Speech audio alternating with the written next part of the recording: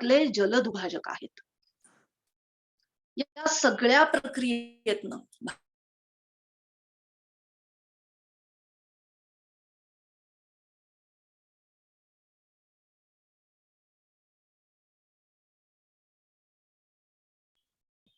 Hello.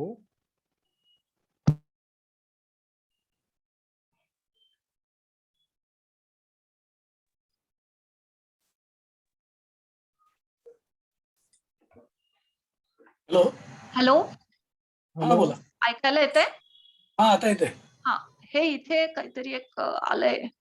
हा तुमचं हा गेलाय, शो गेलाय, तो स्लाइड्स दिसत नाही. हे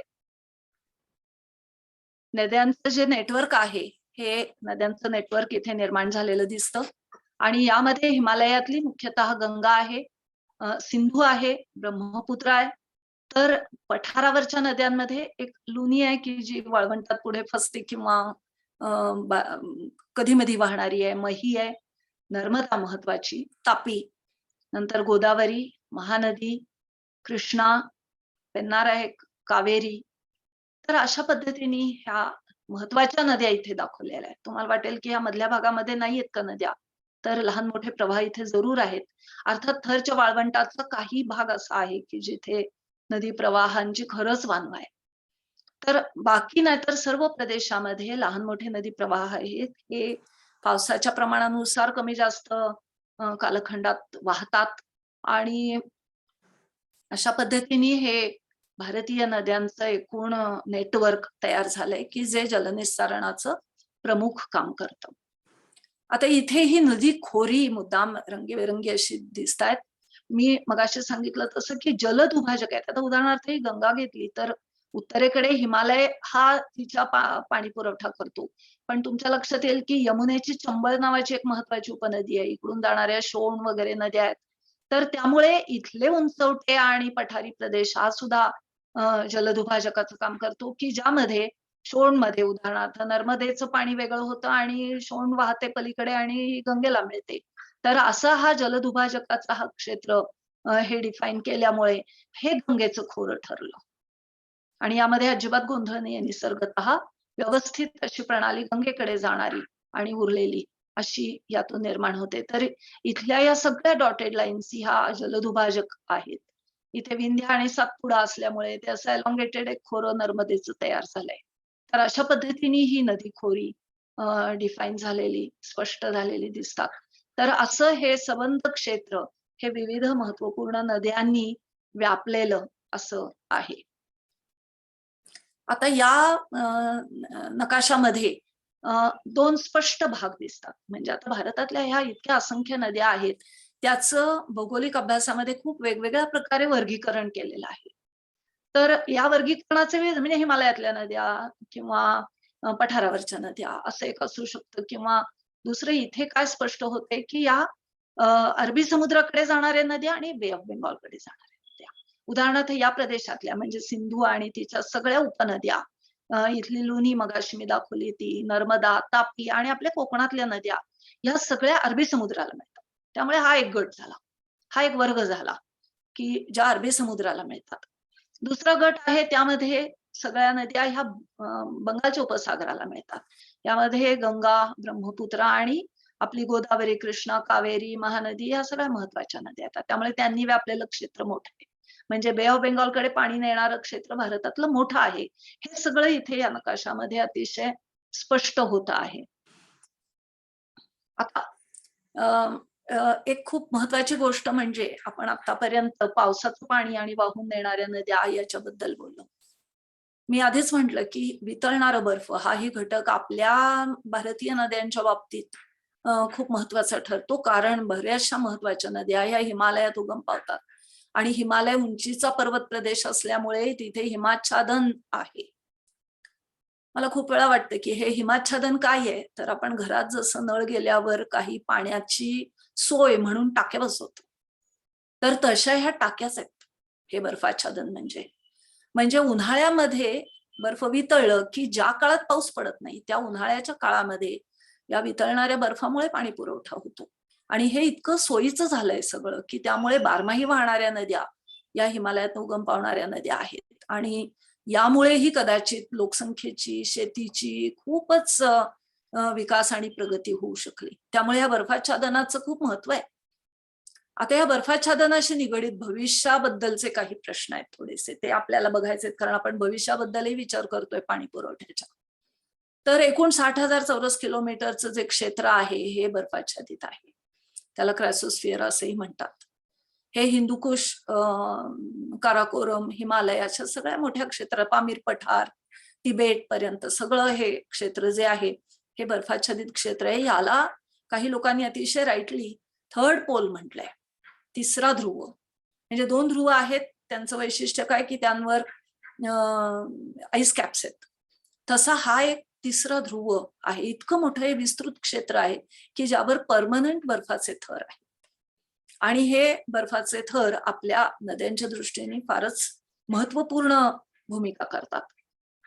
आता याबद्दलची चिंतेची बाब काय आहे की ज्याचा अभ्यास खूप जोरात होतो आहे आणि आपणही त्याचं भान घ्यायला हवंय, ते म्हणजे हे जे आईस कव्हर आहे हे दिवसेंदिवस ग्लोबल वॉर्मिंग किंवा ज्याला तापमान वृद्धी म्हणतो आपण पृथ्वीची, यामुळे वेगात वितळत बर्फ आणि हे आक्रसलं जात आहे सगळं बर्फाच्छादन. आणि म्हणजेच काय, स्टोरेज आपलं कमी होतंय ही चिंतेची बाब आहे. आज नाही उद्या हे या स्टोरेजची चिंता करण्याची वेळ येईल असं एकूण आहे. तर अभ्यास असं सांगतो की 2030 च्या आसपास पर्यंत या एकूण आता उपलब्ध असलेल्या बर्फाच्छादनातलं 10 ते 30% बर्फ वितळून आच्छादन कमी झालेलं असेल. तर 50 सालापर्यंत विचार केला तर 25 ते 35% बर्फ वितळलेला असेल. आणि 80 ते 2100 पर्यंत काराकोरम मध्ये म्हणजे उत्तरेकडलं 35% बर्फ वितळला असेल. पामीर पठारावरचं 45% वितळलं असेल. तर पूर्व हिमालयात ते 60 ते 95% वितळलं असेल. इथे तुमच्या लक्षात येईल की काराकोरम उत्तरेकडला भाग, नंतर पामीर पठार आणि पूर्वेकडे तुम्ही जसं याल तसं तसं हे बर्फाच्छादन वेगात कमी होतंय. कारण सरळ आहे की हा प्रदेश विषुववृत्तापासून दूर आहे, समशीतोष्ण कटिबंधातला, आणि जसं तुम्ही आसाम हिमालयाकडे येता तसं तसं तुम्ही कर्कवृत्ताकडे येता, अधिक उष्ण भागात येता, आणि त्यामुळे एकूण बर्फाच्छादनाचं प्रमाणही कमी आहे आणि वितळण्याचं प्रमाणही जास्त आहे. आणि त्यामुळे हे आच्छादन खूप वेगात कमी होत आहे. अर्थातच ही चिंतेची बाब अशी की त्या भागात उगम पावणाऱ्या ज्या नद्या आहेत त्या पाणी पुरवठा जो आता उन्हाळ्यामध्ये फुल फ्लेश्ड करतात तो कमी होण्याची एक शक्यता आहे. आणि म्हणून या सगळ्याचा अभ्यास आणि विचार जोरात होतो आहे. तर तुमच्या लक्षात येईल की आता आपण डिस्कस केलेल्या मुद्द्यानुसार जे बर्फाच्छादन आहे ते कोणत्या घटकांवर अवलंबून आहे. तर ते प्रदेशाची उंची किती आहे, कारण अधिक उंचीच्या भागात बर्फ पडतं, या स्वरूपात ते साठून राहतं आणि त्यामुळे उंची, नंतर तापमान त्या प्रदेशाचं, त्यानंतर प्रेसिपिटेशन म्हणजे पर्जन्य. आता हे पर्जन्य पाणी किंवा बर्फवृष्टी या दोन्ही स्वरूपात असतं. तर एकूण बर्फाच्छादन साठायचं तर आधी काही मॉइश्चर आलं पाहिजे, तर ते हिमवृष्टी या स्वरूपामध्ये साठलं जाईल. त्यामुळे त्याचं प्रमाण किती आहे, हा जो घटक आहे डेब्रिस कव्हर, हा घटक थोडासा समजून घेण्यासारखा आहे. तो म्हणजे असं बघा की ताजं पडलेलं बर्फ किंवा स्वच्छ बर्फ जे आहे हे येणाऱ्या उष्णतेचं, सूर्यकिरणांचं परावर्तन करतं, कारण ते पांढरं स्वच्छ आहे आणि त्यामुळे खूपशी उष्णता परत टाकली जाते. या उलट ते बर्फ जर मडी झालं, त्याच्यामध्ये खूप सारं दगड गोटे आणि इतर माती याचं मिसळण झालं, ज्याला की डेब्रिस म्हणतात. हे या बर्फाच्या सरकण्याच्या कामामुळेच अशा तऱ्हेने, किंवा परमाफ्रॉस्ट जो पुढे येतोय मुद्दा, तर त्याच्यामुळे त्याची मिसळण होते माती दगड गोटे यांची, आणि त्यामुळे बर्फाचा रंग बदलतो. त्यामुळे हे डेब्रिस कव्हर किती आहे, त्यावर बर्फात ते किती मिसळलेलं आहे, यामुळे त्या आच्छादनामध्ये किती इम्प्युरिटीज आलेल्या आहेत याचा सुद्धा एक काही परिणाम होतो असं अभ्यासकांच्या लक्षात आलंय. तर अशा पद्धतीने या घटकांच्या परिणामामधनं एकूण जे बर्फाच्छादन आहे ते किती हे ठरतं. आता आपण बर्फाच्छादनाबरोबरच हिमालयातल्या काही घटकांकडे येऊ, कारण आपण हिमालयाच्या नद्यांकडे चाललो आहोत. असं दिसतं की एकूण इंडस खोरं किंवा गंगा किंवा ब्रह्मपुत्रा असतील, या सगळ्यांमध्ये मिळून 350 दशलक्ष लोक या हिमालयातल्या ग्लेशियर्सवर म्हणजेच पर्यायाने ग्लेशियर्सवर अशासाठी की हिमनद्यांवर अशासाठी की त्यांनी पुरवलेलं पाणी नद्या वाहून आणतात आणि त्यावर आपलं सगळं जीवन अवलंबून आहे. तर या बर्फाच्छादनावर हे इतके सारे लोक अवलंबून आहेत असं लक्षात येत आहे आणि त्यामुळे त्याच्याबद्दलची खूप चिंता आहे. उदाहरण घ्यायचं झालं तर आपण ज्या हिमनद्या मोठ्या नद्यांना किंवा त्यांच्या उपनद्यांना जोडलेल्या आहेत किंवा ज्या हिमनद्यांमधनं छोट्या लहान मोठ्या सर्वच नद्या उगम पावतात त्यांचं प्रमाण किती आहे तर सिंधू नदीच्या एकूण खोऱ्याच्या भागामध्ये लहान मोठ्या सर्व नद्या उपनद्या यांच्यामध्ये 3500 हिमनद्या आहेत म्हणजे इतका मोठा साठा आहे. गंगेमध्ये 1000 साधारणपणे लहान मोठ्या हिमनद्या आहेत. काही वेळेला लहान प्रवाह आहेत तर त्यांच्या अगदी छोट्याशा हिमनद्या असतील आणि मग लगेच पाण्याचा प्रवाह येऊन तो गंगेला मिळत असेल. तर ब्रह्मपुत्रेमध्ये त्या 660 इतक्या आहेत. म्हणजे या हिमनद्यांवर ह्या नद्या आणि त्यांच्यावर आपलं जीवन असं ते एक त्याची लिंक आहे. आता आपण सुरुवातीलाच म्हणजे नद्यांचं डिटेल स्वरूप पाहताना एकूण हिमालयातल्या नद्यांच्या बाबतीत भविष्यामधली आपली चिंता काय आहे तर ते ते प्रश्न आहेत आपल्या पुढचे. तर ते हिमालयन नद्यांच्या बाबतीत आहेत कारण ते ह्या बर्फाच्छादनाशी हिमाच्छादनाशी निगडीत आहेत. तर ते प्रश्न काय आहेत तर लँडस्लाइड्स हा एक मोठा प्रश्न हिमालयीन नद्यांच्या अस्तित्वाच्या दृष्टीने महत्वाचा ठरतो. इथे हा मी परमाफ्रॉस्ट असा एक शब्द वापरते आहे. तो म्हणजे असं की असं लक्षात घ्या की पाणी पडतं किंवा हिम पडतं त्यावेळेला लहान मोठ्या दगडगोट्यांमध्ये असणाऱ्या फटींमध्ये खडकांच्या फटींमध्ये ते जाऊन स्थिरावतं आणि तिथे कधी कधी ते पाणी म्हणून वितळतं कधी कधी बर्फ म्हणून परत गोठतं. या सगळ्या प्रक्रियेमध्ये त्या खडक माती लहान मोठे दगड धोंडे यातल्या असलेल्या कॅव्हिटीज या सगळ्यांवर त्याचा परिणाम होतो आणि त्यातल्या गॅप्स ज्या आहेत त्या रुंदावत जातात आणि असं करत त्याचं विदारण होतं म्हणजे जागेवरच पण त्याचं बारीकीकरण होतं. तर अशा पद्धतीने हे परमाफ्रॉस्ट म्हणजे गोठणारं बर्फ जे आहे हे जागच्या जागी सुद्धा खडकाची मातीची हानी करत असतं बारीक करत असतं. तर असं कायमस्वरूपी बर्फाच्छादन आणि फक्त उन्हाळ्याचा काही काळच ते वितळतं परत गोठतं असं कायमस्वरूपी बर्फाच्छादन असलेलं जवळपास 10 लाख चौरस किलोमीटर क्षेत्र हे हिंदुकुश आणि हिमालयात मिळून आहे. या सगळीकडे या परमाफ्रॉस्ट ह्या प्रक्रियेमधनं गोठणं वितळणं या प्रक्रियेतनं जे विदारित सामान तयार होतं हे मोकळंच होतं सामान मूळ खडकापासून. उतारावर ते कसं स्थिरावतं बर्फ गोठलेलं असतं त्यावेळेला ते बर्फ त्या सगळ्याला धरून राहतं पण हळूहळू ते वितळायला लागेल आणि प्रवाहित होईल पाणी तसं तसं ते या सगळ्या लूज सामानाला घेऊन खाली घसरतं कारण उतारा असतोच सपोर्ट करणारा आणि त्यातून लँडस्लाइड्स होतात या परमाफ्रॉस्टशी रिलेटेड. आणि या लँडस्लाइडमुळे काय होतं की लहान मोठ्या नद्या आहेत त्यांच्या पात्रामध्ये व्ही आकाराच्या त्याच्या अरुंद अशा दरीमध्ये हे सामान सगळं येऊन पडलं की ती नदी ब्लॉक होते काही वेळेला. बरं ब्लॉक झाली तर तेवढ्यावर थांबत नाही. मागच्या पाण्याचा साठा वाढत गेला की ते नैसर्गिकच असा एक जे अडथळा निर्माण झालेला असतो त्याच्यावर पाण्याचं प्रेशर वाढलं की तो फुटतो आणि कधीतरी अचानक फ्लॅश फ्लड येतो. तर अशा तऱ्हेचे गोंधळ होतात आणि ही एक समस्या आहे की अचानकपणे येणारे प्रवाहांमधले पूर. दुसरं असं आहे की ग्लेशियल लेक आउटबर्स्ट म्हणजे काय तर आता अलीकडेच तुम्हाला आठवत असेल की गंगेच्या खोऱ्यामध्ये अशा तऱ्हेचे एक सरोवर फुटलं.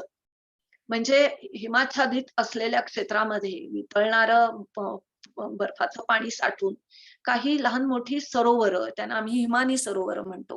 ही हिमानी सरोवर तयार होतात. ही हिवाळ्यामध्ये त्यांचे अपर लेयर्स असतात ते गोठलेले असतात. मग उन्हाळ्यामध्ये ते छान निळसर पाण्याचे असे सुंदर म्हणजे लेक्स होतात त्याची. पण या बऱ्याच वेळेला हे हिमानी सरोवरांना अडवून धरणार असं काही हिमोड ज्याला आम्ही म्हणतो म्हणजे हिमनदीने किंवा घसरणाऱ्या बर्फाने वाहून आणलेलं सामान आहे त्याचे काही बंधारे नैसर्गिकच तयार झालेले असे असतात आणि त्यांनी हे लेक अडवलेलं असतं आणि त्यामुळे लेक पाणी म्हणजे पाणी साठा आपल्याला दिसत असतो. पण काही वेळेला हे अचानकपणे फुटतात वितळणाऱ्या बर्फाबरोबर त्या प्रेशरमुळे किंवा बर्फाचं जे बाइंडिंग इफेक्ट आहे तो गेल्यामुळे आणि किंवा पडणाऱ्या मोठ्या मुसळधार पावसामुळे हे फुटतात आणि मग त्या तळ्या म्हणजे त्या लेकमध्ये साठलेलं सगळं पाणी आणि बरोबर ते सगळं हिमोड हे सगळं बरोबर वाहून आणलं जातं आणि त्यांनी प्रचंड असे पूर येतात. आपण आता नुकतंच त्याबद्दलचं काही चित्रफिती सुद्धा पाहिलेल्या आहेत टीव्हीवर. तर किती रौद्र स्वरूपाचं ते सगळं असतं. तर अशा तऱ्हेने ही ग्लेशियल लेक्स एकदम फुटली की पाण्याचा जो लोंढा येतो आणि त्यातनं जो त्या नदीला पाणी ओतून टाकलं जातं आणि बरोबर खूप सामान पण त्याच्यातनं वाहून येतं. तर ही एक मोठी समस्या होते. असं सगळं साठलेलं पाणी एकदम वाहूनच जातं. तिसरा एक महत्वाची याशी निगडीत समस्या आहे आणि ती म्हणजे रिट्रीट ऑफ ग्लेशियर्स म्हणजे हिमनदीची माघार. म्हणजे हिमनदी वितळते आणि तिची जी लांबी आहे ती हळूहळू कमी होत जाते म्हणजे ती माघारी जाते, श्रिंक होते. आणि याचा सरळ अर्थ मगाशी मी सांगितलं तसं, की आपलं साठवलेलं बर्फात सुरक्षित असणारं जे उन्हाळ्यात उपयोगी पडणारं पाणी आहे ते कमी होतंय. त्यामुळे ही चिंतेची बाब आहे. तर असे हे काही प्रश्न आहेत. आता आपण मूळ मुद्द्याकडे येऊ, ती म्हणजे गंगा नदी. तुमच्या लक्षात येईल, की गंगा नदी मूळ तिची यमुना उपनदी मी मगाशी उल्लेख केला तसं पठारावरनं जाणारी चंबळ, नंतर शोण अ, या तिच्या उपनद्या बेतवा, शोण, नंतर इकडे मयुराक्षी आहे आणि दामोदर आहे. तर या काही महत्वाच्या इकडून जाणाऱ्या नद्या आणि लेफ्ट बँक वरनं येणाऱ्या ज्या आहेत त्यात रामगंगा, गोमती, घागरा आणि कोसी या नद्या येतात. आता इथे मी यापुढे सर्वच नद्यांच्या बाबतीत लेफ्ट बँक आणि राईट बँक असे शब्द वापरणार आहे म्हणजे डाव्या किनाऱ्यावरचे आणि उजव्या किनाऱ्यावरचे. तर याबद्दल गोंधळ होऊ नये म्हणून मी इथे स्पष्टीकरण देते. आपण गंगा जशी वाहते तसं तिच्याकडे तोंड करून उभे राहिलोय. तर आपला जो डावा हात तो लेफ्ट बँक आणि आपला जो उजवा हात तो राईट बँक. तर हे आमच्या अभ्यासामध्ये खूप साऱ्या नद्यांचं वर्णन करताना डाव्या बाजूनी येणाऱ्या आणि उजव्या बाजूनी येणाऱ्या असं एक सोपं जातं. त्यामुळे उपनद्यांचं वर्णन नेहमी या पद्धतीने केलं जातं, की लेफ्ट बँक ट्रिब्युटरीज आणि राईट बँक ट्रिब्युटरीज आणि त्या अर्थाने मग गंगेची यमुना ही राईट बँक ट्रिब्युटरी आहे. बरोबर? तर असं हे गंगेचं खोरं आहे. आता आपण गंगेचं खोरं पाणी पुरवठा करणारं आपल्या देशातलं अत्यंत महत्वाचं असं क्षेत्र. मग त्याची स्थिती काय आहे ती पाहूया. इथे तिची लांबी आहे 2525 किलोमीटर. या तऱ्हेची माहिती तुम्हाला नेटवर खूप सारी मिळेल. त्यामुळे मी त्याच्यात फार पडत नाही. आता पुढे या गंगेशी निगडीत आणि पाणी पुरवठ्याशी निगडीत आज आणि भविष्यात असा सगळा विचार केला तर काय समस्या आहे? तर आत्ताच आपण उल्लेख केला, की ग्लेशियरची म्हणजे हिमनदीची माघार होते आहे. इथे तुम्हाला ऐकून माहिती आहे, की किंवा तुमच्यापैकी काहींनी व्हिजिट पण केलं असेल, की गोमुख जवळ गंगा नदी ही गंगोत्री या ग्लेशियर मधनं उगम पावते. म्हणजे बर्फाचे एका विशिष्ट उंचीवर खाली सरकत आलेले जे थर आहेत, ते हळूहळू वितळतात आणि त्यातून पाण्याची नदी निर्माण होते. तर या डायग्राम मध्ये अगदी स्पष्टपणे हळूहळू ती कशी वितळत मागे जाते आहे, हे स्पष्ट होत आहे. तर याबद्दलचा काही डेटा उपलब्ध आहे. आत्ता जी आहे ग्लेशियर तिचं 30 किलोमीटर राउंड अबाउट 30 किलोमीटर इतकी तिची लांबी आहे आणि 0.5 पासून 2.5 किलोमीटर इतकी रुंदी आहे. आणि साधारणपणे 1780 पासून म्हणजे ब्रिटिश काळापासून या हिमनदीचं अस्तित्वाचं, तिचं महत्व याचं भान आल्यामुळे थोडे-थोडे काही मोजमापाचे प्रयत्नही केले गेलेले आढळतात. असे उल्लेख आहेत म्हणजे, की 1780 पासून याचं काही मेजरमेंट उपलब्ध आहे, पण ते ऑथेंटिक असे काही डेटा उपलब्ध नाही. त्या मानाने मग 1936 ते 96 या 61 वर्षांच्या काळामधला चांगला डेटा उपलब्ध आहे. आणि आतापर्यंत एकूण 1147 मीटरनी ही नदी मागे म्हणजे हिमनदी माघारी गेली आणि त्यामुळे काही लोक सहज बोलताना म्हणतात, की गंगेचा उगम मागे गेलाय. म्हणजे पाण्याची नदी पूर्वी जिथे पाण्याची नदी म्हणून अस्तित्वात येत होती तिच्यापेक्षा आता थोडं मागे प्रवास करून जावं लागतं की जिथे ती पाण्याची झाली आहे. यालाच ती रिट्रीट म्हणतो आहोत आपण. आणि एकूण या रिट्रीटचा किंवा या माघारीचा आता अभ्यास करणं सहज शक्य आहे. तसं सहज म्हणण्यापेक्षा तसं सोपं झालंय. कारण आता सॅटेलाइट इमेजरी मध्ये हे दिसतं आणि त्यामुळे ते ऑथेंटिक माहिती देतं आणि जरासं लक्ष ठेवणंही सोपं झालंय. आणि त्यामुळे असं दिसतं की 1996 ते 99 या 4 वर्षांमध्ये ती on an average 19 metre per year यांनी माघारी गेलेली आहे. तर पुढे 2000 नंतर ही माघारीची गती तिची वाढलेली आढळते आणि ती 25 मीटर दरवर्षी अशी झालेली आहे. मी मगाशी म्हटलं तसं की ह्या सगळ्या उहापोहाचा अर्थ काय होतो की गंगेला उन्हाळ्यामध्ये पाणी पुरवठा करणारी ही नदी ही आक्रस्ते आहे आणि त्यामुळे ही एक भविष्याच्या दृष्टीने चिंतेची गोष्ट आहे. आता दुसरं गंगेमधलं एक वैशिष्ट्य आहे गंगेच्या पाण्याचं किंवा प्रवाहाचं, ते म्हणजे त्याच्यात खूप सीझनॅलिटी आहे. ऋतूनुसार त्यात फार बदल होतो आणि ती अतिशय अक्यूट अशी सीझनॅलिटी आहे. आणि त्यामुळे होते काय, कधी कधी खूप पूर आणि कधी कधी जवळपास ड्राउट्स म्हणजे पाण्याच्या कमतरतेची परिस्थिती. आता या डायग्राम मध्ये असं दिसतंय की खूप सारा गंगेचा प्रवाह हा गाळाने भरलेला आहे आणि उघडा पडलाय आणि थोडं पाणी वाहतंय. म्हणजे जेव्हा ती श्रिंक होते, हा श्रिंक होण्याचा काळ आत्ता तरी अजून हिमनद्या आहेत अस्तित्वात तोपर्यंत उन्हाळ्यात पाणी खूप असतं. पावसाळ्याचे 4 महिनेही पाऊस पडतो म्हणून खूप असतं. अर्थात कधी कधी पाऊस आपला खूप अनिश्चित आहे हा घटक तर आपल्या सगळ्यांना माहिती आहे. त्यामुळे कमी पावसाचेही काही कालखंड जातात. तो पाऊस काही वेळेला आपल्या दक्षिण भागात पडतो पण हिमालयामध्ये काही भागांमध्ये जास्त कमी पडतो. हे सगळं लक्षात घेतलं तर पावसाळ्यामध्ये पण कमी जास्त पाणी आहे पण एकूण पाणी असतं. हा पाऊस संपला थांबला की त्यानंतरचा जो कालखंड आहे हिवाळ्याचा काही महिन्यांचा काळ, यामध्ये नदी खऱ्या अर्थाने श्रिंक होते, आक्रसते असं दिसतं. आणि त्यामध्ये हे असं मोठं भरण सगळं उघडं पडतंय आणि हेच तुम्ही पावसाळ्यात पाहाल तर हे सगळं भरण भरून नदी भरून वाहत असते. आता ह्याची अधिक चांगली जाणीव, काही डेटा पाहिजे ना प्रत्येक गोष्टीचा. तर बांगलादेशात पद्मा म्हणून ती जाते. तिथे हर्डिंग ब्रिज जवळ एक या तऱ्हेचं मोजमाप करणारं एक मोठं सेंटर उभारलं गेलंय. तिथे केलेल्या 1997 मधल्या मोजमापांमध्ये असं लक्षात आलंय की जेव्हा पीकचा डिस्चार्ज होता, जेव्हा सगळ्यात जास्त पाणी नदीमधनं वाहत होतं, त्यावेळेला ते 70,000 क्युबिक मीटर पर सेकंड याने वाहत होतं. आणि ते मिनिमम झालं. म्हणजे जसं म्हणलं मी की हिवाळ्याचं काही काल रोजच ते मोजलं जातं तर काही दिवसांमध्ये ते फक्त 180 क्युबिक मीटर्स पर सेकंड एवढं कमी झालं. म्हणजे हे व्हेरिएशन तुम्ही लक्षात घ्या की किती व्हेरिएशन आहे हे. म्हणजे इथल्या काठावरच्या लोकांनी अ, पाण्याच्या कमतरतेला अगदी कमतरतेला आणि कधी काळामध्ये फ्लड्सना, पुराला असंच तोंड द्यायचंय. अशी एक काही समस्या पाणी पुरवठ्याच्या संदर्भात गंगेच्या बाबतीत जाणवते. यानंतर आणखी एक भाग आहे गंगेच्या दृष्टीने आणि पाणी पुरवठ्याच्या दृष्टीने महत्वाचा, तो म्हणजे तो जो तिचा त्रिभुज प्रदेश आहे, ती त्रिभुज प्रदेशांच्या माध्यमातून बंगालच्या उपसागराला मिळते. म्हणजे त्रिभुज प्रदेशात एका नदीचे अनेक प्रवाहांमध्ये रूपांतरण होते. म्हणजे त्यांना वितरिका म्हणतो आम्ही, डिस्ट्रीब्युटरीज.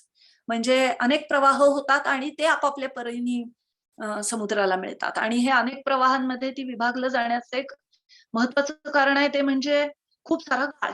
गाळाचीच अडचण नदीला नदीच्याच प्रवाहात होऊ लागली की आपोआप ती मार्ग काढते, वाहणारं पाणी मार्ग काढतं आणि ती विभागली जाते. तर अशा पद्धतीने त्रिभुज प्रदेशात तिला खूप फाटे फुटतात. आणि या फाट्यांचं वैशिष्ट्य असं की दर पावसाळ्यामध्ये पुराच्या काळामध्ये जे काय गाळ येईल त्याला अनुसरून तिचा तो प्रवाह जो आहे लहान मोठा, हा कसाही इकडे तिकडे प्रवाह मार्ग बदलतो आपला. आणि हे प्रवाह मार्ग बदलणं हे या डेल्टा रिजन मध्ये होतं आणि त्यांनी खूप उलथापालथ काही वेळेला केली गेली आहे. अर्थात मी सांगते हे अगदी रोजच्या रोज होत नाही, कारण रोजच्या रोज पाण्याचा साठा काही बदलत नाही. रोजच्या रोज गाळाचा साठा, गाळ काय वाहून येतोय तो बदलत नाही. तर साधारणपणे हे गेल्या काही वर्षांचा एकत्रित आढावा घेतला तर हे बदल झालेले दिसतात. त्याचा आपण थोडक्यात आढावा घेऊया. आता उदाहरणार्थ 12व्या शतकापूर्वी हे रेकॉर्ड्स उपलब्ध आहेत त्याची. तर 12व्या शतकापूर्वी आपल्या पश्चिम बंगालमधून वाहणारी हुगळी नदी की जिच्या किनाऱ्यावर कोलकाता शहर आहे. तर या हुगळी नदी हा गंगेचा मुख्य प्रवाह होता आणि त्यातनच तिचं महत्वपूर्ण असा प्रवाह किंवा पाणी वाहत होतं. यानंतर त्यावेळेला त्या नदीला आधी हे 12व्या शतकातली गोष्ट आहे म्हणजे जुना काळ आहे. त्यावेळेचे लोक तिला आधी गंगा म्हणत असत. आणि त्याच वेळेला आताची पद्मा जी आहे हा एक अगदी छोटासा पुराचं जास्तीचं पाणी फक्त वाहून नेणारा आणि हळूहळू विकसित होणारा, अतिशय हळू विकसित होणारा असा प्रवाह होता आणि मुख्य ही हुगळी नदी होती. हे साधारणपणे सगळं 16व्या शतकापर्यंत चालू राहिलं. त्यानंतर 16व्या शतकामध्ये हळूहळू काही कारणाने म्हणजे हा पूर, गाळ हेच कारण आहे. त्यांनी पद्मा नदीचा विकास व्हायला लागला, ती वाढायला लागली. आणि 18व्या शतकानंतर तर आता आज पद्मा ही मुख्य नदी आहे. म्हणजे गंगा पद्मेतनं वाहते असं आपण म्हणू शकतो. आणि हुगळी ही खूपच कमी पाणी वाहणारी आणि श्रिंक झालेली अशी नदी आहे, असं आहे. याशिवायही या सगळ्या प्रदेशामध्ये खूप प्रवाह बदलाचे गोंधळ आहेत. कारण इथे एकटी गंगा आणि पद्मा एवढंच नाहीये, हुगळी एवढ्यावर भागत नाही. तर तिकडून उत्तरेकडनं एक ब्रह्मपुत्रा येते आणि दुसऱ्या काही पूर्व भागातनं मेघना येते. तर त्यांचेही प्रवाह बदल आणि पाणी पुरवठा आणि याच्या सगळ्याच्या समस्या आहेत. तर 19व्या शतकामध्ये ही जी मेघना नदी आहे ती आणि ब्रह्मपुत्रा ह्या पद्मेला मिळायला लागल्या. म्हणजे ही अलीकडली गोष्ट आहे. म्हणजे मेघना आणि पद्मा, पद्मा म्हणजे आताची गंगा आपण बोलतोय. तर मेघना आणि पद्मा यांचा कॉन्फ्लुएन्स हा तर गेल्या 150 वर्षातलीच घटना आहे. नाहीतर मेघना स्वतंत्रपणे आणि पद्मा स्वतंत्रपणे मिळत असत. त्यानंतर 1787 मध्ये खूप मोठा पूर आला आणि ही पद्मा नदी दिसते आहे. तर उत्तरेकडनं तिस्ता नावाची आताची ब्रह्मपुत्रेची उपनदी, ही तेव्हा ब्रह्मपुत्रेची उपनदी नव्हती, ती सरळ येऊन पद्मेला मिळत असे. हे सगळं सांगण्याचं कारण कसं की या भागामध्ये तिस्ताचं अस्तित्व होतं. म्हणजे तिस्ताच्या काठावर शेती, पाणी पुरवठा ह्या गोष्टी होत होत्या. तर ही तिस्ता येत होती. पण 1787 मध्ये जो मोठा पूर आला आणि पुराच्या पाण्याबरोबर, अधिक शक्तिमान पाण्याबरोबर खूप मोठ्या प्रमाणात गाळ, राडारोडा, मोठे मोठे बोल्डर्स असं सगळं वाहून येऊन या प्रदेशामध्ये पडलं आणि त्याचा अर्थातच प्रवाहाला अडथळा झाला. तर प्रवाह बदलला गेला आणि ती ब्रह्मपुत्रेला मिळाली. आज तिस्ता ही ब्रह्मपुत्रेची उपनदी आहे. पण 1787चा पूर येण्यापूर्वी ती पद्मेची उपनदी होती, म्हणजे गंगेची उपनदी होती. तर असा हा प्रवाह बदल जो आहे, हा पाणी पुरवठ्याच्या समस्या त्या प्रदेशापुरत्या पण निर्माण करतो असं दिसतं. म्हणून याचा सगळ्याचा उल्लेख आहे. आताची जी ब्रह्मपुत्र आहे तिला जमुना म्हणतात बांगलादेशमध्ये. तर ती ब्रह्मपुत्रा आणि पुढे जमुना, जशी गंगेची पद्मा होते तसं ते आहे. नंतर 1809, आता परत आपण हुगळीकडे येऊ, की 1809 मध्ये जो काही मोठा म्हणजे अतिरिक्त पाऊस पडला आणि जे काही पूर आले, पाणी वाहिलं, त्यामधनं हुगळी नदी मध्ये म्हणजे तिला काही लोक तिथले भागीरथी पण अलीकडे म्हणतात. म्हणजे एकाच नदीची किती किती नावं असतात बघा आणि ती कन्फ्युजन निर्माण करू शकतात. तर हिला काही अलीकडल्या काळामध्ये काही काळ भागीरथी असं पण नाव होतं, पण ती हुगळी आहे. तर या हुगळी नदीमध्ये इतकं गाळाचं संचयन झालं की जवळपास ती बंदच पडली. गाळ साठून ती बंद पडली आणि नदी मी म्हटलं तसं की वाहणारं पाणी मार्ग काढतं. त्यामुळे इकडे गाळाचा साठा फार झालाय आणि तो ढकलून नेणं शक्य नाहीये का? पद्मेतनं जास्त पाणी वाहिलं. पण हुगळी बंद पडली. आता हुगळी बंद पडणं म्हणजे कलकत्ता आणि परिसरातलं सगळं शेती उत्पादन म्हणा, औद्योगिक उत्पादन म्हणा, या सगळ्याच्या पाणी पुरवठ्याची समस्या आली. म्हणजे ह्या प्रवाह बदलांमुळे मी असं सांगू पाहते आहे की वेगवेगळ्या भागांमध्ये पाणी पुरवठ्याच्या मोठ्या समस्या निर्माण होतात आणि त्यावर उपाय करणं हे आवश्यक ठरतं. आता उपाय काय केला गेला हे आपण बघूया. या नकाशामध्ये इथे रेड डॉट दिसतो आहे. ही फराक्का बराज आहे. म्हणजे गंगा नदीवर बांधली गेलेली एक बराज किंवा बंधारा आहे, म्हणजे मोठं धरण नाही, बंधारा आहे तो. कारण गंगा नदी खूप खालच्या भागामध्ये आली आहे, प्रवाह खूप रुंद आहे. तर अशी ही बराज बांधली गेली आहे. तर आता आपण ज्याचा उल्लेख केला की हुगळी नदी जवळपास बंद पडायची वेळ आली, अर्थात ती त्याच्या पुढल्या वर्षी पुन्हा प्रवाहित झाली. पण एकूण हुगळी नदीकडे कल कमी आहे पाण्याचा आणि पद्मेकडे कल जास्त आहे. असं झालं तर आपला हा सगळा पश्चिम बंगालचं जे सगळं अर्थशास्त्र आहे, हे धोक्यात येईल. त्यामुळे सरकारने काहीतरी करणेच आहे. मग साहजिकच या फराक्का बराज याची योजना आखली गेली. 1960च्या आसपास या योजनेचा विचार सुरू झाला. प्रत्यक्ष काम सुरू झालं आणि ही बराज 1975 मध्ये पुरी झाली. ही कुठे आहे? तिचं लोकेशन आहे मालदा आणि मुर्शिदाबाद डिस्ट्रिक्ट, पश्चिम बंगालमधले.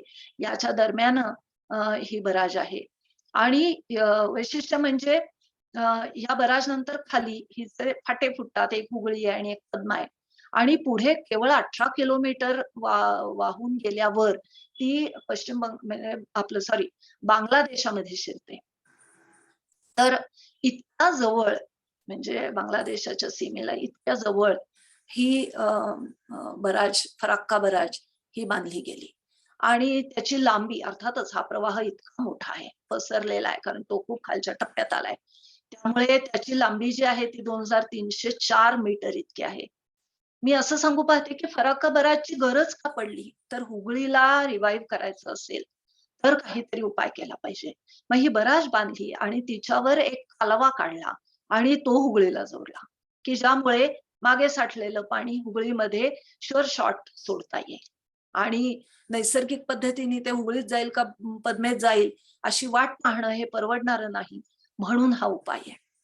तर इथे असं दिसतंय की फराक्का बराजचे जे उद्दिष्ट होती हा बंधारा बांधताना, तर तिच्यामध्ये हा 38 किलोमीटरचा एक फीडर कनाल म्हणतात त्याला, म्हणजे हुगळीला पाणी भरवायचंच चक्क. तर असा हा फीडर कनाल निर्माण करणं आवश्यक होतं आणि त्यासाठी एक बराज बांधून पाणी मागे साठवणं, की ज्या साठवणुकीतनं वर्षभर हा कालवा हुगळीला पाणी पुरवठा करेल, अशी गरज होती आणि त्यातून हे झालं.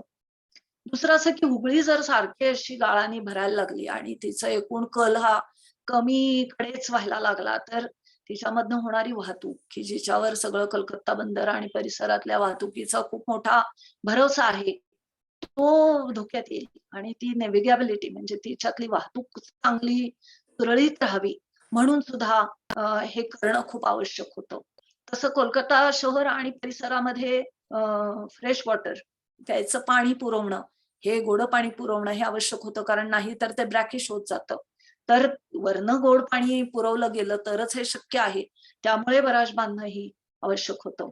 दुसरं एक महत्वाचं म्हणजे पार्टिशन नंतर पूर्व पाकिस्तान म्हणजे ही पाकिस्तानचा एक भाग असणारा, बांगलादेश हा पाकिस्तानचा भाग होता तेव्हापासूनची ही स्टोरी आहे.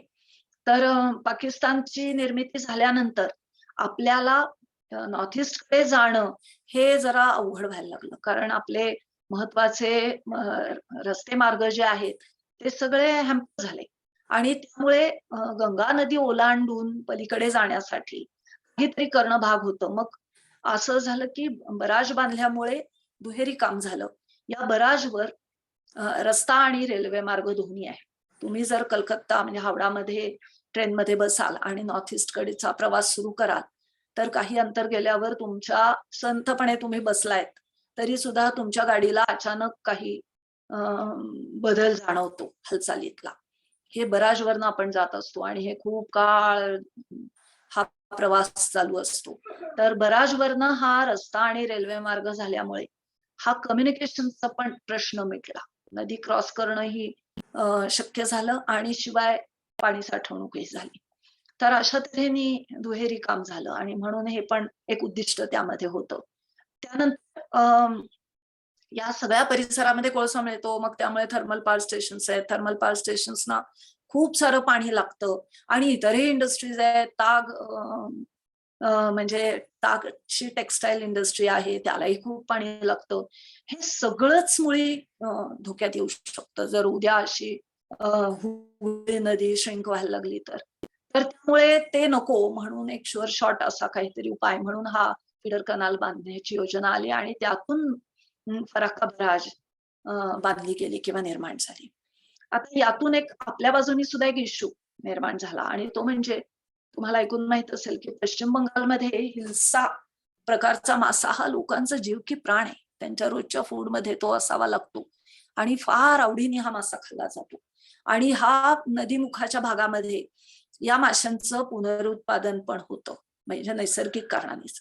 मात्र हे प्रजनन होण्याच्या काळामध्ये हे हिल्सा माशांचे शोल्स म्हणजे मोठाले झुंडीच्या झुंडी ह्या अपस्ट्रीम गंगेमध्ये प्रवास करतात. आता ही बराज आली त्यामुळे जरा अडचण झाली माशांची. हे प्रजोत्पादनासाठी जे काही हा प्रवास होता यामध्ये अडथळा आला आणि असं जाणवलं की बराच झाल्यानंतर हिल्सा माशांचं उत्पादन हळूहळू घटतंय का काय. आणि हे तर तिथल्या लोकांना विचाराल तर अजिबात परवडणार नाही. अर्थातच आता मग फराक्का बराजमध्ये काही सुधारणा केल्या गेल्यात आणि या माशांच्या मायग्रेशनला मार्ग करून देणारी काही सोय ही करण्यात आली आहे. अजून अधिक चांगली सोय करण्याचा प्रयत्न आहे आणि हा इश्यू सॉल्व्ह करण्याचा प्रयत्न आहे. पण म्हणजे आपल्यासाठी सुद्धा काही हा इश्यू निर्माण झाला होता. म्हणजे हे बराच झाल्यानंतर लक्षात आलेली गोष्ट आहे. मला इथे काय सांगायचे की असं धरण बराज बंधारा या सगळ्याचे चांगले परिणाम आहेत, योजना आहेत, पण त्याच्याबरोबर काहीतरी दुष्परिणामही होऊ शकतात, पर्यावरणीय दुष्परिणामही होऊ शकतात. तर हे आता फायद्या तोट्याचं जमा खर्च बांधण्याचंच एक गणित आहे. आता बांगलादेश म्हणजे त्यावेळेचा बंगाल पूर्व पाकिस्तान पण आता बांगलादेश, या बांगलादेशच्या दृष्टिकोनातनं जर या बराजचा आणि या प्रकल्पाचा विचार केला तर काय झालं. तर मगाशी मी दाखवत होते पद्मा बांगलादेशात शिरली. ती शिरल्यानंतरच्या काही भागामध्ये पाणी पुरवठ्याचा प्रश्न निर्माण झाला. या भागामध्ये तेव्हा पूर्वी दोनदा किंवा अगदी वेळप्रसंगी काही विशिष्ट जातीचं भात लावून तीनदा सुद्धा उत्पादन होत असत, कारण माती सुपीक आहे, तो प्रश्नच नाहीये. पाणी पुरवलं की काम झालं आणि पाणी पुरवणारी गंगाच असल्यावर काही प्रश्नच नाही. पण आता बराच झाल्यामुळे पाणी कमी झालं आणि कमी झाल्यामुळे पाण्याचा पुरवठा कमी झाला. म्हणजे अगदी प्यायच्या पाण्यापासून शेतीतल्या पाण्यापर्यंत सगळाच पाणी पुरवठा कमी झाला. पाणी गोड पाणी जे वाहत होतं, वाहत्या नदीचं जे काही एकूण केमिस्ट्री आहे तिच्यामध्ये बदल होतो आणि साहजिकच या भागामधली क्षारता पाण्याची वाढली. आणि तुम्हाला माहिती आहे क्षारतेशी रिलेटेड एकूण काही आरोग्यविषयक समस्या आहेत त्यांच्यात वाढ झाली. नंतर काही भूजलाचं पण समस्या निर्माण झाली. कारण आपल्या बंगालमध्ये असेल, पश्चिम बंगालमध्ये किंवा बांगलादेशात असेल, नदीपासून दूरच्या भागामध्ये ग्राउंड वॉटर लेव्हल भूजलाची पातळी खूप चांगली आहे. कारण नदी मधलं पाणी जे झिरपतं त्यांनी एकूणच जलस्तर हा खूप वरचा असतो ग्राउंड वॉटरचा आणि त्यामुळे विहिरींना पाणी चांगलं मिळतं आणि त्यामुळे नदीपासून थोडं दूर गेल्यावर विहिरीच्या जलसिंचनावर शेती होते, कारण जमीन सुपीकच आहे. तर पाणी पुरवठा हा विहिरींच्या द्वारा होतो. पण नदीतलंच पाणी कमी झालं तर ते जे विहिरींना पाणी पुरवठा होणार आहे तोही कमी होणार आणि त्यामुळे ग्राउंड वॉटरची म्हणजे भूजलाच्या पातळीची पण समस्या निर्माण झाली.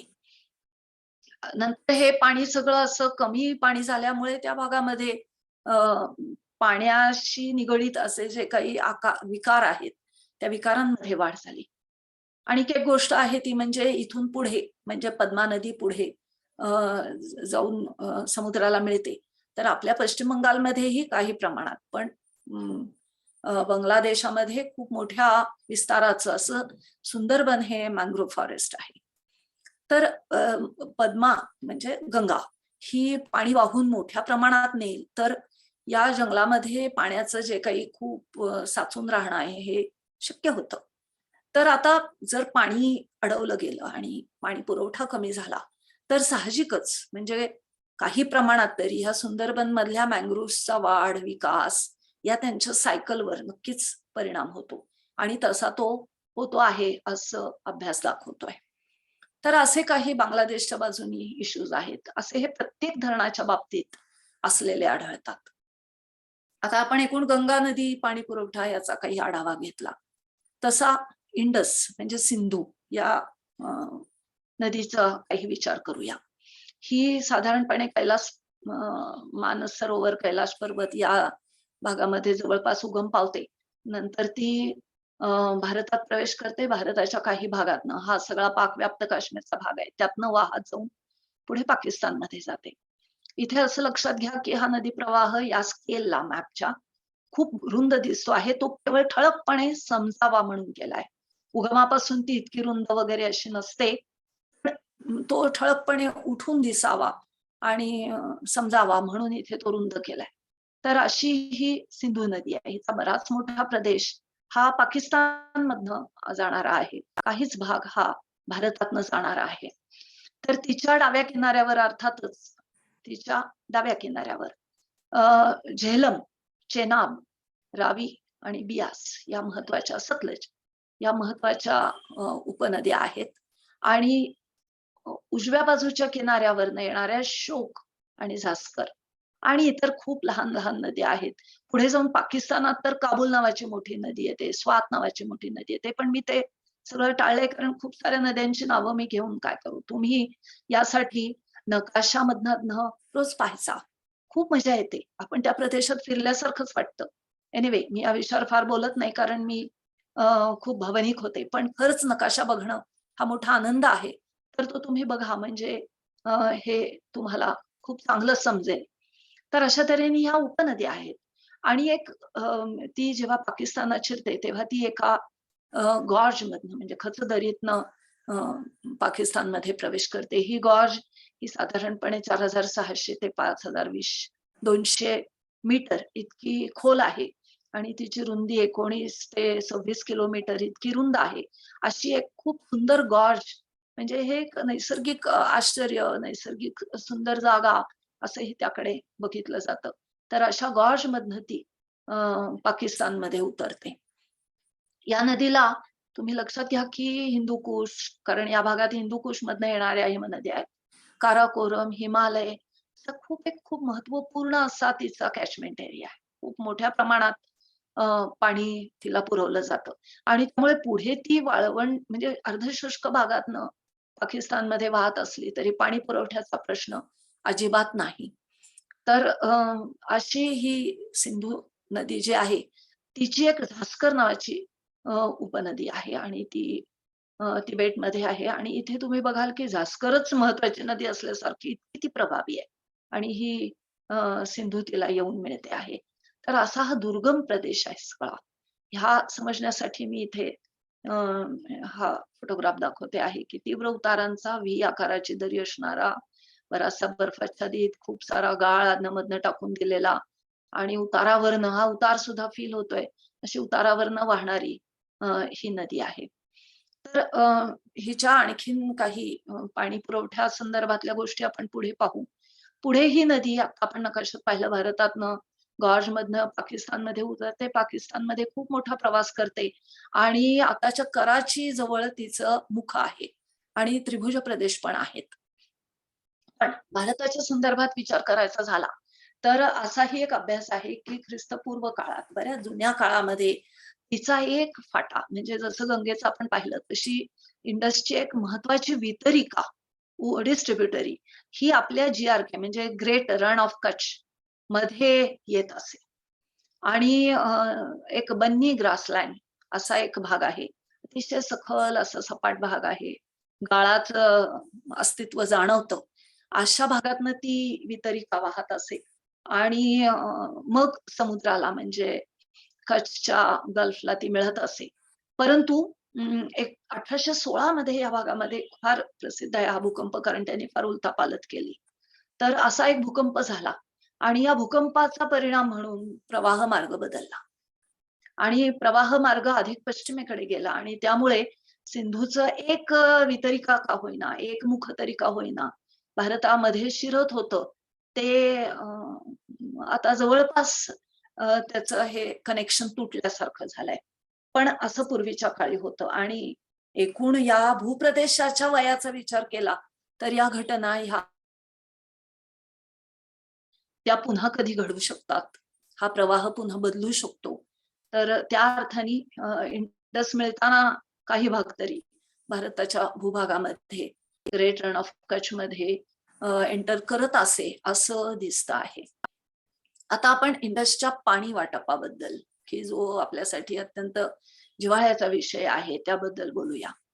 इथे असं दिसतंय की ती पाकिस्तानमध्ये गेली, पण तिच्या ह्या महत्वाच्या 5 उपनद्या आहेत. तर या नद्या पण खूप मोठ्या प्रमाणात तिला पाणी पुरवतात.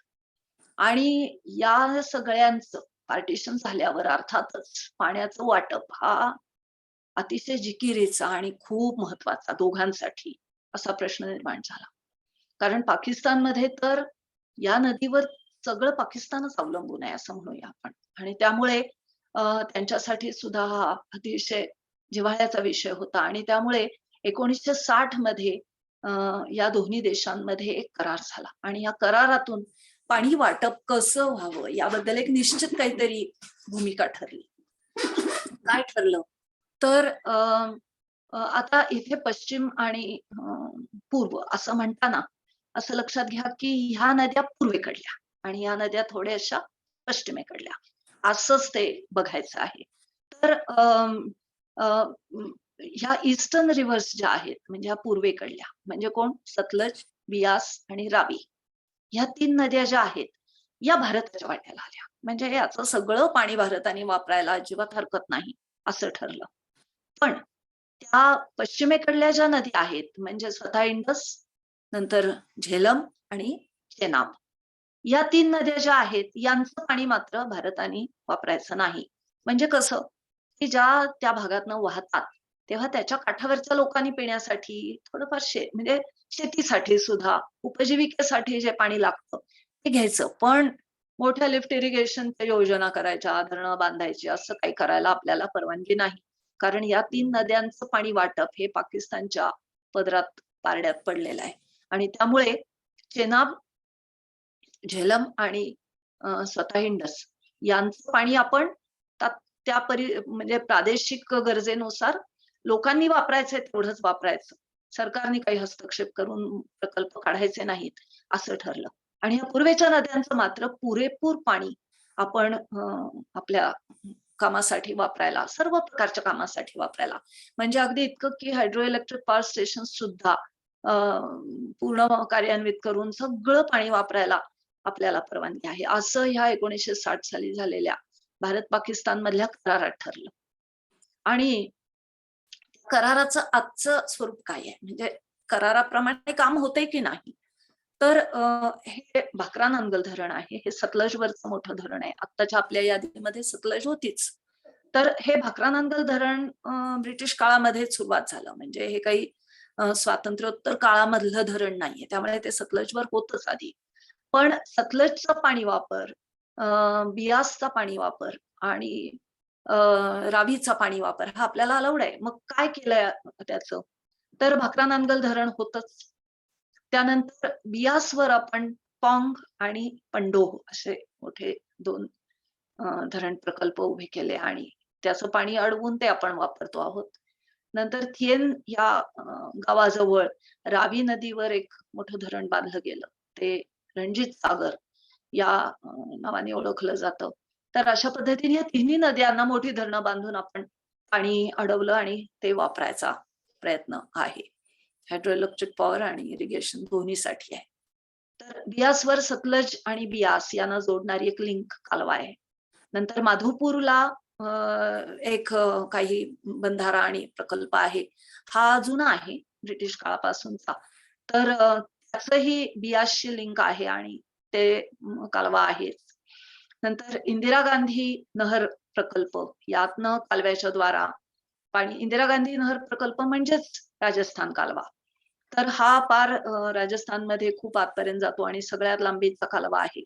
तर हा प्रकल्प पण सतलज भाकरा नांगल मधनं निघणारा. तर हा प्रकल्प पण पाणी पुरवठा आपल्या प्रदेशाला करतो आहे. या योजनांमधनं आपण जवळपास 95% आपल्या वाट्याला आलेल्या तिन्ही नद्यांचं पाणी हे वापरतो आहोत अतिशय उत्तम पद्धतीने. आता जे थोडंसं पाणी शिल्लक आहे त्यामध्ये रावीवर अजून काही होऊ शकतं असं लक्षात आल्यामुळे माधवपूरच्या खालती डाऊनस्ट्रीम असे काही 3 प्रकल्प आपण राबवतो आहोत. काम चालू आहे त्याचं. आणि त्यातून आपण भारताचा पुरेपूर वाटा उचलणार आहोत आणि हे होणार आहे. पाणी आपण पूर्ण वापरणार आहोत आपल्यासाठी. आता आजच्या परिस्थितीमध्ये आपण या सगळ्या करारानुसार वागतो आहोत. आपण आपल्या वाट्याला नसलेल्या ज्या 3 नद्या आहेत, चेनाब झेलम आणि स्वतः इंडस, यांच्या खरंच पाण्याला हातही लावलेला नाहीये. आणि आपण जोपर्यंत हा करार मोडत नाही तोपर्यंत वाद येणार नाही. आता हा वाद खूप सुरळीतपणे सुटलेला आहे. आपण आपलं पाणी वापरायचंय, त्यांनी त्यांचं पाणी वापरायचंय, काय ते योजना करतील तशा, किंवा ते इंडसमध्ये खाली वाहून जाईल आणि त्यांच्या उपयोगाचं येईल. तर फक्त वाद केव्हा निर्माण होईल, जेव्हा या तऱ्हेचा करार मोडला जाईल. पण नाही तर हे पाणी वाटप अतिशय सुरळीतपणे चाललंय असं मला वाटतं. यानंतर आपण तिचेच उपनदी असलेली सतलज, की जी भारतातली पण एक महत्वाची उपनदी आहे. 1450 किलोमीटर लांबीची आहे. शिपकिला या खिंडीतनं ती भारतात प्रवेश करते. ती पण मानसरोवर आणि परिसरामध्ये उगम पावते. आणि बास्पा ही तिची डाव्या किनाऱ्यावरची उपनदी आहे. आणि स्पिती म्हणजे लाहुल स्पिती तुम्हाला ऐकून माहित असेल, ती स्पिती, बियास, उंगलीचू आणि पाराचू या तिच्या उजव्या किनाऱ्यावरच्या उपनद्या आहेत. ती पुढे काय होतं की ती चेनाबला जाऊन मिळते. अशी चेनाबला जाऊन मिळते. आणि त्यानंतर तिचा जो थोडा प्रवाह आहे त्याला पंचनद म्हणतात. कारण खरंच या 5ही नद्या एकत्र येऊन बनलेली ही नदी आहे. तर ही पंचनद, आणि पुढे ही पंचनद भवालपूर जवळ इंडसमध्ये जाते. तर अशी ही सतलज नदी आहे. आणि सतलजवर सरहिंद भाकरा म्हणजे राजस्थान म्हणजे मगाशी आपण पाहिलेला इंदिरा कनाल, भाकरा डॅम आहे, रोपर बराज आहे. नंतर एक सतलज आणि यमुना लिंक असा पण एक प्रकल्प आहे. म्हणजे सतलजचं पाणी हे यमुनेमध्ये न्यायचं आहे. आणि हा कालवा पण बनतो आहे. हा 214 किलोमीटर लांबीचा कालवा आहे. यामुळे काय होईल की या मधल्या भागामध्ये पाणी पुरवठा, जलसिंचन हे शक्य होईल. त्यामुळे अशी पण योजना एक कार्यान्वित आहे. पण आता गंमत बघा की 214 पैकी काहीतरी 95-96 किलोमीटरचं कालव्याचं काम पुरं झालंय आणि वाद वाढलाय. आणि हा वाद पंजाब आणि हरियाणा या मध्ये आहे आणि पार कोर्टामध्ये मॅटर केलंय. त्यामुळे साहजिक काय होतं की प्रकल्प लांबतो, खर्च वाढतो, पण पाण्यावरनं होणारा वाद हा एक खूप भविष्यामध्ये त्रासदायक ठरू शकणारा इश्यू आहे. तर अशा पद्धतीने सतलज आणि यमुना लिंक असा पण एक प्रकल्प चालू आहे. म्हणजे आपण तेही पाणी सगळं वापरणार आहोत. आता या सतलजच्या बाबतीत काय आहे की सतलजने सुद्धा प्रवाह बदललाय. सतलज ही पूर्वी अशी येऊन पूर्वीची घग्गर नावाची होती की जिला हकरा म्हणत, आणि कालच्या आपल्या व्याख्यानामध्ये सुद्धा हिलाच पुढे सरस्वती म्हणत असत काय, असा पण एक हे आहे. हे खूप मोठं क्षेत्र आहे की जे त्या नदीच्या खोऱ्यातलं सिव्हिलायझेशन होतं वगैरे, असे खूप मोठं एक गोष्ट आहे. हा स्वतंत्र एका व्याख्यानाचा विषय असू शकतो, पण इथे मी फक्त उल्लेख करते की सतलज ह्या घग्गरला आणि हकराला मिळत असे. पुढे ही नदी नष्ट होण्यामध्ये हा भाग महत्वाचा आहे, म्हणून मी इथे बोलते तो की सतलजने सुद्धा प्रवाह बदलला. आणि 1797 बीसी या काळातले जे उल्लेख आहेत त्याच्यामध्ये ती मिळत होती. पण आता तुम्ही पाहाल तर ती बियासला जाऊन मिळते पुढे. तर तिन्ही प्रवाहच बदलला. आता ह्या प्रवाह बदलण्यामध्ये वाहून येणारं सामान, त्याची अडचण, हा जसा भाग आहे तसं या भागामध्ये झालेले भूकंप आणि त्यातून अचानकपणे झालेल्या भूहालचाली आणि त्यामुळे प्रवाह बदलणं हेही कारण आहे. तर अशी ही सतलज इंडस्ट्री उपनदी आणि आपल्यासाठी खूप महत्वाची भाकरा नांगल प्रकल्प असलेली, पण जिच्या पाण्याचा आपण पुरेपूर वापर करतो आहोत अशी नदी आहे. यानंतर मी जरा वेगात जाते.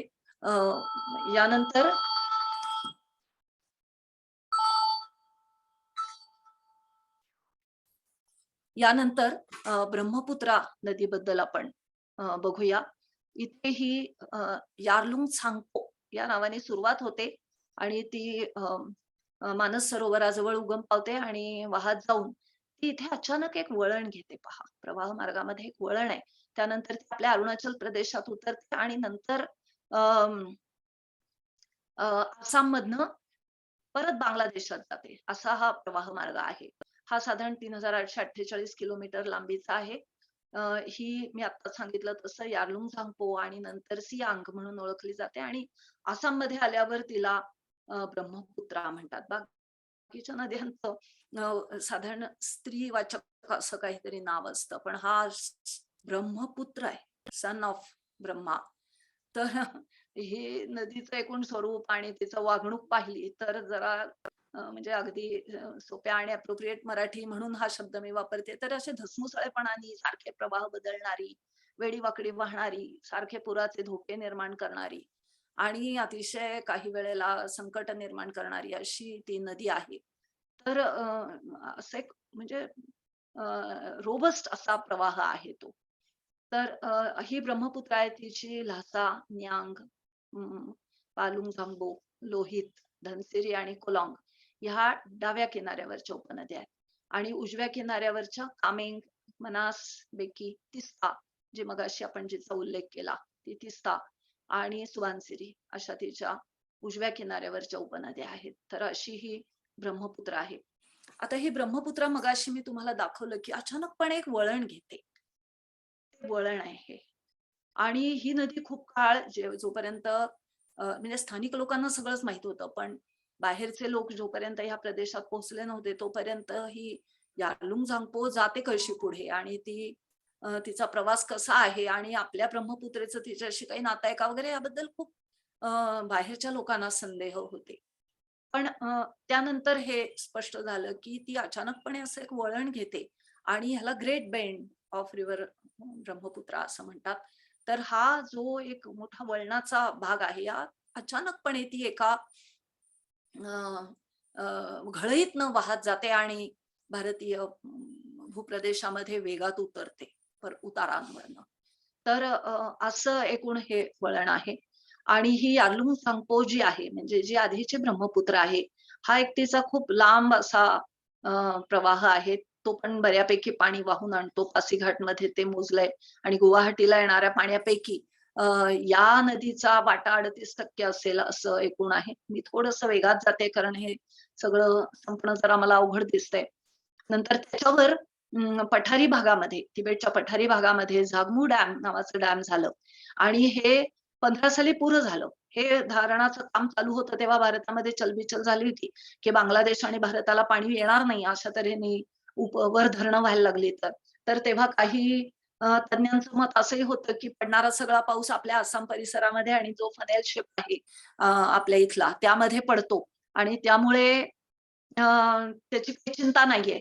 तर असा हा धरण प्रकल्प आहे. मी जरा वेगातच पुढे जाते. ही नदी नामच्या बरवा आणि गॅलापरी यामध्ये कशी वाहते ते त्याचं हे दृश्य आहे.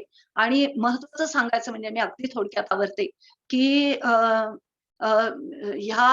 यावर मेडॉंग या ठिकाणाजवळ चायना नव्याने काही धरणांची एक ओळ बांधत आहे आणि त्यांच्या 14व्या योजनेमध्ये, पंचवार्षिक योजनेमध्ये हे जाहीर झालंय आणि हे धरणांचं काम होईल आणि त्यातून खूप मोठ्या प्रमाणात वीज निर्माण होणार आहे आणि त्यांचं जे महत्वाचं 3 गॉर्जेस डॅम आहे त्याच्यापेक्षा हे डॅम मोठं असणारे 60 गिगावॉट्सचं उत्पादन विजेचं ते करणार आहे असं एकूण दिसतं आहे आणि त्यामुळे त्यांना ते करायचंच आहे कारण अन्यथा कोळसा जाळून खूप प्रदूषण होतं असं त्यांचं त्याबद्दलचं म्हणणं आहे. अर्थात यांनी आपल्याकडे पाण्याचा, गाळाचा आणि तऱ्हेतऱ्हेचे प्रश्न निर्माण होणार आहेत आणि महत्वाचं म्हणजे हे सगळं क्षेत्र हे भूकंपप्रवण क्षेत्र आहे त्यामुळे ते धोकादायक पण आहे विविध कारणांनी आपल्यासाठी. यानंतर ब्रह्मपुत्र्यातलं हे माजुली बेट आहे. हे बेट आहे, वस्ती आहे, पण ते मोठ्या प्रमाणात झिजत आहे ही त्याची समस्या आहे. आता दख्खन पठारावरच्या नद्यांमध्ये ही लुनी, साबरमती, ब्रह्मपुत्रा, नर्मदा या नद्या आहेत आणि नर्मदा सागर आणि सरदार सरोवर हे तुम्हाला ऐकून माहिती आहेत पर्यावरण कारणांसाठी हे फार वादग्रस्त ठरलेले प्रकल्प आहेत. मध्य प्रदेशातून वाहून येणारी ही नदी हिचं पाणी गुजरातला पुरवायचं अशी योजना आहे आणि म्हणून सरदार सरोवर झालं. यांनी गुजरातचा नक्की फायदा होईल. पण काही लोकांचं मध्य प्रदेशातल्या आदिवासींचं जीवन उद्ध्वस्त झालं असं ह्याबद्दल बोललं जातं.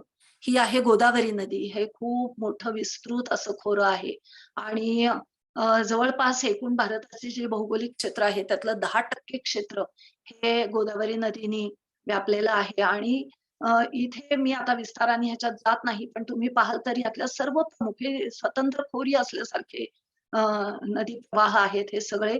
इथे या प्रत्येक नदीवर धरण आहे आणि मुद्दा असा आहे वादाचा, की या प्रत्येक नदीवरचं पाणी आपलं महाराष्ट्रातच अडवलं गेलं तर तेलंगणा आणि आंध्राला काय मिळणार? आणि त्यामुळे वाद आहे मोठा.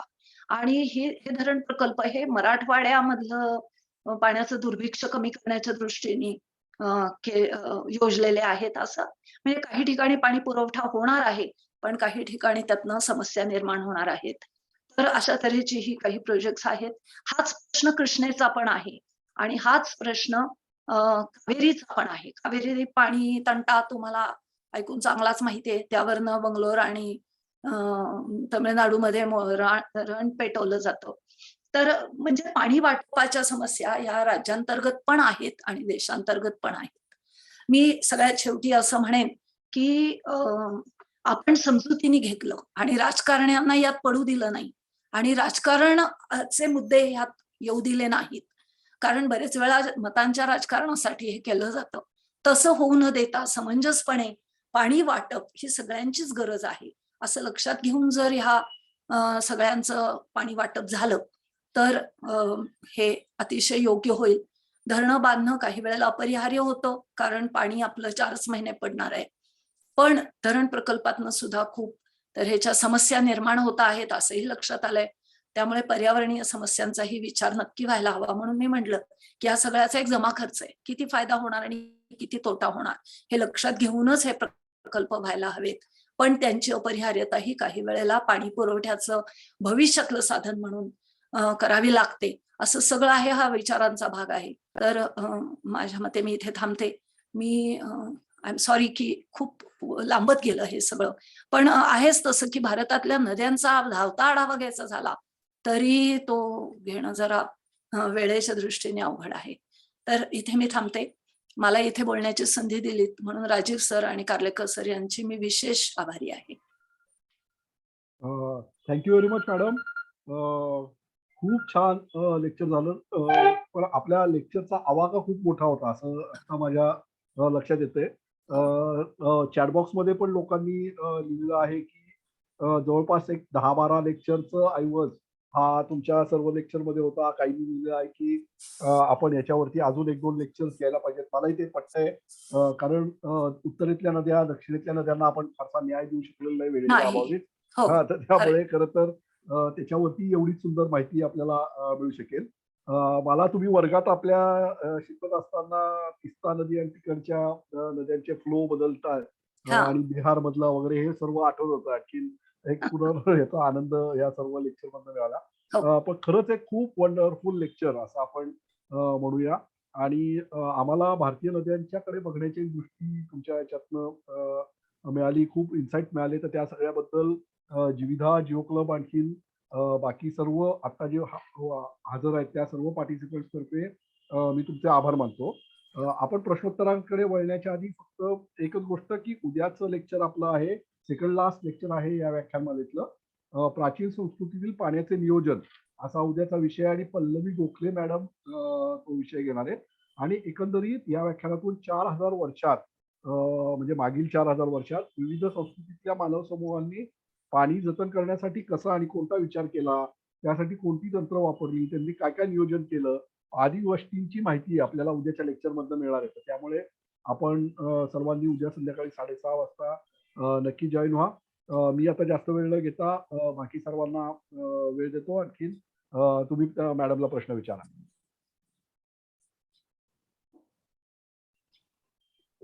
तुम्हाला काही प्रश्न असतील तर अनम्यूट करून प्लीज प्रश्न विचारा. मॅडम मला एक असं विचारायचं आहे की नद्या त्यांची पात्र बदलत आहेत, वेगळ्या नद्यांना मिळत आहेत, आधीची पात्र कोरडी होत आहेत, हे सगळं नैसर्गिकरित्या घडतंय. पण आता हे जो नदी जोड प्रकल्प योजलेला आहे त्याबद्दल तुम्ही काय म्हणाल? म्हणजे 2 नद्यांना जोडणारे अनेक प्रकल्प आहेत. जसं की आता आपण यमुनेला जोडणारा सतलजचा हे पहिला प्रकल्प. तसं कृष्णा गोदावरी यांनाही जोडणारा प्रकल्प आहे. तर तशीच गंगा कावेरी लिंक ही खूप महत्वाकांक्षी योजना आहे आणि त्यामुळे उत्तरेतलं पाणी हे दक्षिणेतल्या आणि मधल्या सगळ्या पर्जन्यछायेच्या प्रदेशातनं वाहून येईल की ज्यामुळे पाणी पुरवठा त्या त्या भागामध्ये वाढेल, असं एकूण ह्या प्रकल्पाचं स्वरूप आहे. तर पण याला पर्यावरणीय अर्थाने खूप सारे अडचणी आणि ऑब्जेक्शन्स आहेत, ऑलरेडी घेतली आहेत लोकांनी.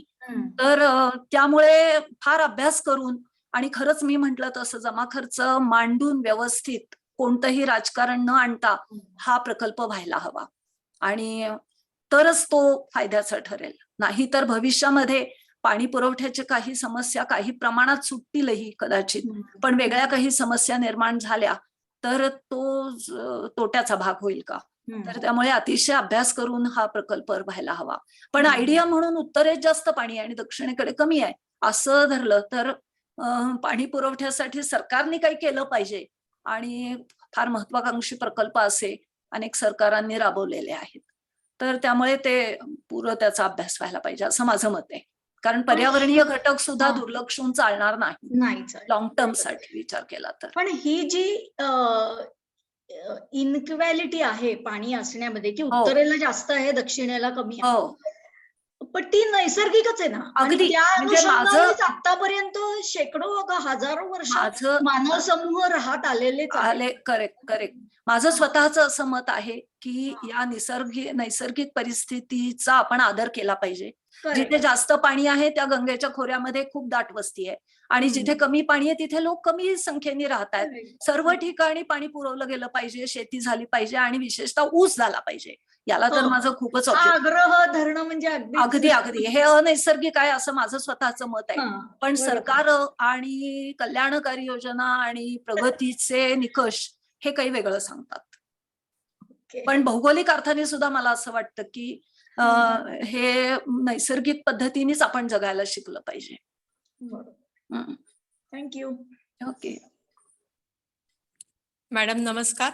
नमस्कार. मला असं विचारायचं होतं की तुम्ही जे मगाशी सांगितलं गंगोत्री आता माघार घेत आहे तो ग्लेशियर, तर हे फक्त जागतिक तापमान वाढीमुळे आहे का अजून इतरही काही खरीखुरी भौगोलिक कारण आहेत? नाही, मुख्यतः जागतिक तापमान वाढ हे कारण आहे. कारण इतक्या मोठ्या प्रमाणात परिणाम करणारा दुसरा प्रभावी घटक हा आता तरी दिसत नाहीये. त्यामुळे तापमान वाढ झाली तर हिमनदी वितळणं ही काही तशी साधी गोष्ट नाही आणि विशेषतः इतक्या उंचीवरच्या भागातली. त्यामुळे तापमान वृद्धी हेच त्याचं प्रमुख कारण आहे. पण तापमान वृद्धीची जी काही कारणं अनेक सांगितली जातात त्यामध्ये कार्बन, हवेचं प्रदूषण असे खूप घटक आहेत की ज्यामुळे तापमान वृद्धी होतीये. तर त्यामध्ये विविध घटक येतील. अच्छा, ठीक आहे, धन्यवाद. Okay, thank you. Pradeep Kulkarni sir, तुम्हाला काही प्रश्न विचारायचा आहे? मॅडम नमस्कार. नमस्कार. मायकल डॅनिनो यांचं पुस्तक वाचण्यात आलं होतं सरस्वती नदीवरचं. हो. आणि त्याच्यात त्यांनी असं म्हणजे पुराव्यासहित सिद्ध केलंय की ज्याला आपण इंडस व्हॅली सिव्हिलायझेशन म्हणतो असं काही नव्हतं आणि सरस्वती व्हॅली सिव्हिलायझेशन. तर हे म्हणजे खूप कन्फ्युजन होतं कारण आपण लहानपणापासून शिकत आलो की इंडस व्हॅली सिव्हिलायझेशन असतं. बरोबर. आपल्या ह्याच्यावरती काय मत देताय? याच्यावरचं मत म्हणजे ती सरस्वती जी नदी आहे ती इतकी पूर्णपणे नाहीशी होताना काही उलथापालथ नक्कीच झाली. तर हे आणि इंडस त्या मानाने अजून स्ट्रॉंगली शिल्लक आहे. तर म्हणजे जॉग्राफिकली मला विचाराल ना तर अगदी ऑनेस्टली बोलायचं तर इंडस जास्त प्रभावी नदी आहे आणि पाणी पुरवठा, गाळ, संपन्नता या सगळ्याला इंडसनी खूप हातभार लावला असेल असं माझा जो काही एकूण भौगोलिक विचार आहे त्यावरनं वाटतं. त्यामुळे तिथे पण सिव्हिलायझेशन असणारच. ते एक्सटेंड होऊन घग्गर मध्ये म्हणजे पूर्वीची घग्गर किंवा हकरा या आणि सरस्वती या नद्यांमध्ये पण ते पसरलं असेल, तिथेही अनुकूल परिस्थिती असेल. पण म्हणजे इंडसमध्ये पण अशी अनुकूल परिस्थिती आहेच असं भौगोलिक अर्थाने मला वाटतं.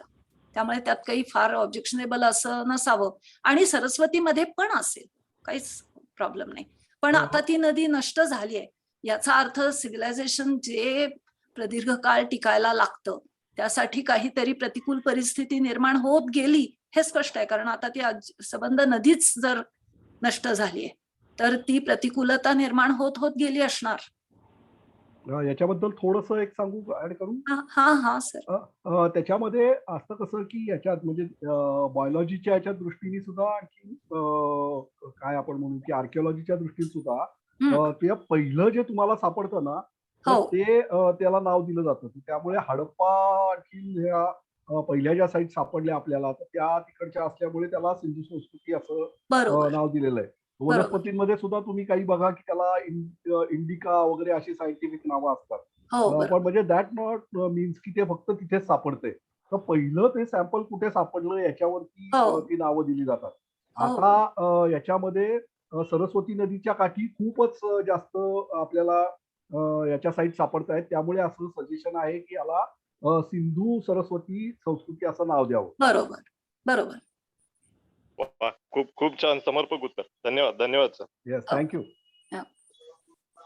मॅडम, प्रश्न असा होता की आत्ताच्या पाण्याच्या गरजेच्या नुसार कम्पेअर टू आत्ताची गरज आणि भविष्यातली गरज, तर डिमांड सप्लाय सिच्युएशन मध्ये जी आता कदाचित डिमांड कमी आणि सप्लाय जास्ती आत्ताच्या घडीला तर असं म्हणू शकतो आपण, अगदी भारताच्या कम्प्लीट लेवलवर विचार केला तर. पण चित्र बदलायला साधारणतः किती वर्ष लागतील, आणखी त्यानुसार माणसांनी काही किंवा भारतातल्या सरकारने आणखी लोकांनी काही ऍक्शन घेतली पाहिजे असं नाही वाटत का तुम्हाला? म्हणजे मान्सूनच्या मध्ये होणारे बदल ही खूप प्रदीर्घ अशी प्रक्रिया आहे. म्हणजे 2 कारणांनी आपलं हे सगळं बॅलन्स जो आत्ताचा आहे किंवा जी आत्ताची परिस्थिती आहे ही बदलू शकते. एक, मान्सून मध्ये काहीतरी बदल होईल, तो वाढेल तर उत्तमच आहे, पण कमी झाला तर आवर्षण परिस्थिती निर्माण होईल, हे एक. आणि दुसरं हिमाच्छादन की जे पाणी पुरवतं. तर हिमाच्छादनाबद्दल माझ्या मते मी खूपसं बोलले. ही सुद्धा एक खूप मोठी प्रक्रिया आहे. म्हणजे आपण वर्णन करताना ते जाणवत नाही, पण कुठलीही भौगोलिक घटना त्यामध्ये होणारे बदल हे दीर्घकालीन असतात, हजारो वर्षांनी घडणारे असतात. त्यामुळे तितका मोठा कालखंड तर गृहीत धरायचं असती काय पुढील काही वर्षामध्ये होणारी गोष्ट नव्हे. त्या मानाने नदी प्रवाह बदलणे ही 5-50-100 वर्षात होणारी गोष्ट असू शकते काहींच्या बाबतीत, पण नाही तर ह्या सगळ्या प्रक्रिया ह्या तशा दीर्घकालीन आहेत. तर मान्सूनच्या सायकलमध्ये होणारा बदल हे एक कारण असू शकतं, किंवा बर्फाच्छादन घटने हे कारण असू शकतं, असं जर गृहीत धरलं भारतीय नद्यांच्या संदर्भात, तर ही दीर्घकालीन प्रक्रिया असणार आहे. पण त्याचा विचार केला पाहिजे आपण नक्की. आणि म्हणूनच मधल्या काळात म्हणजे स्वातंत्र्योत्तर काळामध्ये विचार म्हणजे काय, तर धरण बांधायचं, पाणी अडवायचं, साठवायचं आणि पुरवायचं, हा विचार होता. आता इतकी वर्ष गेल्यानंतर धरण बांधणे हा उपाय आहे का, असा सुद्धा प्रश्न आपल्याला पडू लागलाय, कारण पर्यावरणीय प्रश्न निर्माण होत आहेत. तर त्यामुळे हे खूप दीर्घकालीन आहे, एवढंच मी म्हणेन. किती वर्ष असं सांगता येण्यासारखं नाही. थँक्यू. वेळेची मर्यादा बघता आपण आता एकच प्रश्न घेऊया. कोणाला विचारायचा असेल तर प्रश्न विचारा शेवटचा.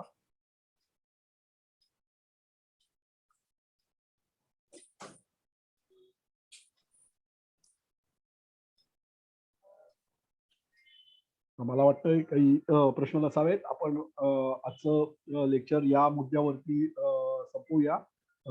आपल्याला मॅडमनी खूप छान माहिती दिली, तर त्याबद्दल त्यांचे परत एकदा आभार. तुम्हा सर्वांचे आभार की तुम्ही सर्वजण या सेशनला जॉईन झाला.